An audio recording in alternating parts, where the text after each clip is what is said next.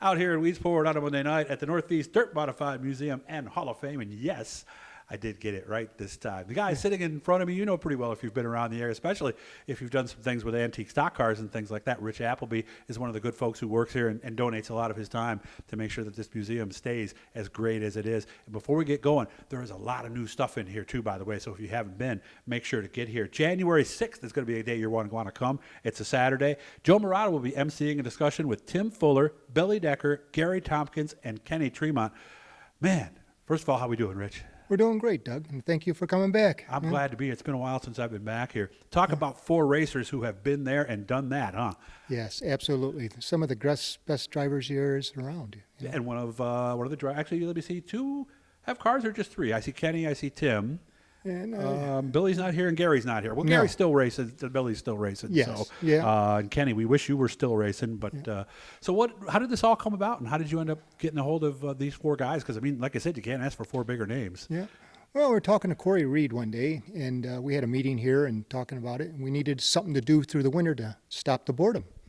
And we thought a roundtable would be great, So we get these drivers together and see if Joe Marotta would be interested in, interviewing these guys and how they got started and what they did in their careers, and maybe see what else happened as they race together. Yeah, and having Joe too. I mean, he's also in the Hall of Fame. Yes. Still announcing today at Oswego. Still doing a lot of really good work. So let's run through the specifics. When does it start? What's involved? And how can people who are listening and hearing this for the first time make sure they come out?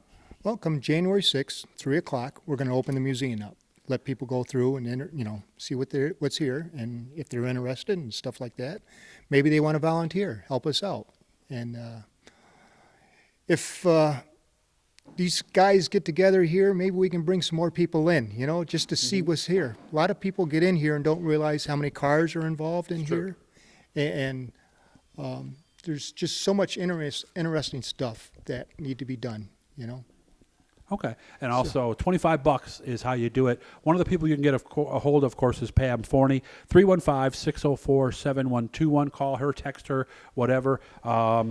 Is this something that could be a recurring thing, possibly? Have we been thinking about that? We've had a lot of interest in this here, and a lot of people say, how come we don't have this guy or that guy coming in, And it'll be interesting to see these two guys together, and their battles over the years, and we're going to try to do it again. So, see how well this goes here this first time. We're going to try hard to get it done, and hopefully we'll get it done. Is there a lower price if they get ahead of time, Pam? $25, and that includes a meal. Okay, yes. So dinner is at 5-ish. When does the discussion take place? Right after that or before that? Well, we're probably going to start it right during that time when they're reading.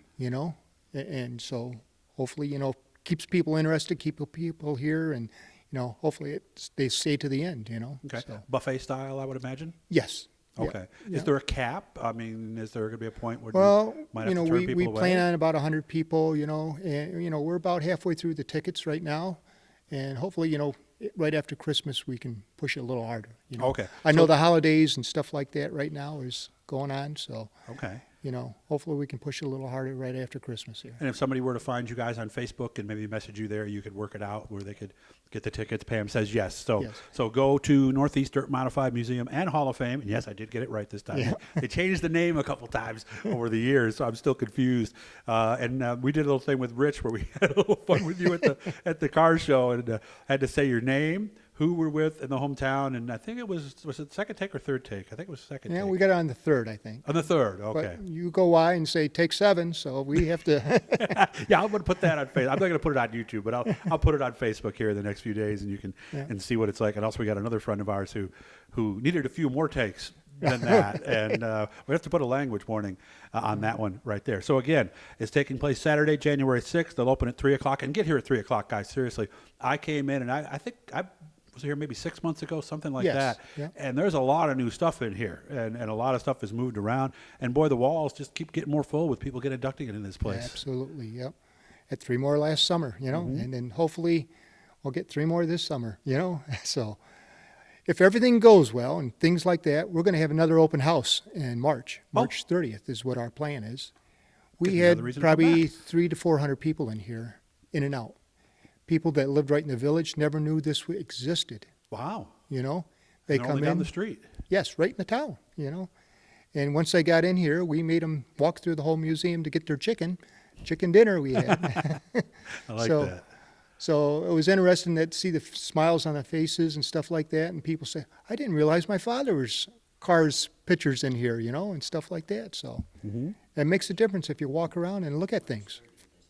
March 30th will be the open house. Pam is feeding us information. She wanted to go on camera. She really did. No, of course she didn't. But maybe I'll work on her. I'll see if maybe we can get her at some point. And after this, I'm going to preview a car that's new in here, by the way. If you guys from the Southern Tier, and actually I didn't even realize Canandaigua was one of his stops over the year as well. Yeah. I'm not going to tell you the name now. I'm going to wait and let you wait until later in the week. But his car was always a certain color. Let's put it that way. That's a good hint right there. I know we're looking at the 8-ball car behind you of Jim Champagne. Is the other one still here? Yes. Okay. Yep. And that's one of the supers from Oswego. Yeah. One of the ones that really changed the game when you get down to it, right? Exactly. Yep. It was the first offset car, one of the first? I don't know if probably one of the first. One of the very first. I'm not quite sure on that. Yeah. Yeah, and if you look on my channel, you'll see something. I went through that with Joe Marotta, and we talked about it. So make sure to go through the archives and look for some of the stuff there. So, and again, this place is right on Route 31. Right. If you get off the exit from Weedsport, make the first left right at the Arby's, and stop by the Arby's, by the way. It's real clean, good place too. So, and check that out. I also wanted to thank my friends at Rudy Plumbing for helping us out. If you're in the Central New York area, you need something. Maybe it's as simple as a drain cleaning. Maybe it's that 2 a.m. Oh my God! Or maybe you just need a faucet changed. Rudy Plumbing, right up there in Moyers Corners in Liverpool. Did I miss anything at all here? No, just hopefully everybody shows up for this. This would be a fun time, I think. Yeah, it really I think is. these guys are going to dig at each other a little bit, you know, who got most wins and stuff like that, you know. So it'd be fun. It'd be a fun time, I think. And you and I were talking about this beforehand because I mentioned this to a friend of mine. If you ever get a chance, if you see Billy Decker and Tim Fuller just hanging out in the back of a hauler in the pit area talking, don't even say hi. Just grab a seat, sit on a bumper or a tire, and listen to them. It is hilarious. They both have such a dry sense of humor, but the two of them are just, they could go on the road with that, couldn't they? Oh, I can imagine they would. Yeah. Be at Turning Stone or something, you know, an hour with Tim and Billy. They're funny. They're good friends. They've been doing this a long time. So again, January 6th, get here early, like I said, 3 o'clock, go through, look at all the cars. Such a great representation of racing in this area as it's changed over the years. You can actually see and look at the early modifieds. They got one from Dave Lape over here, the real early stock cars, the stuff you would have seen back in the 50s. Yes. If you ever watched the movie with Richard Pryor there, Grease Lightning, Yes. a lot of those type cars. Right. And then there's stock cars from like the 60s and 70s in here as well. It is wonderful. Dinner is at 5-ish. The food was great. I was here for a banquet a few years ago. So look them up online, Northeast Dirt Modified Museum and Hall of Fame.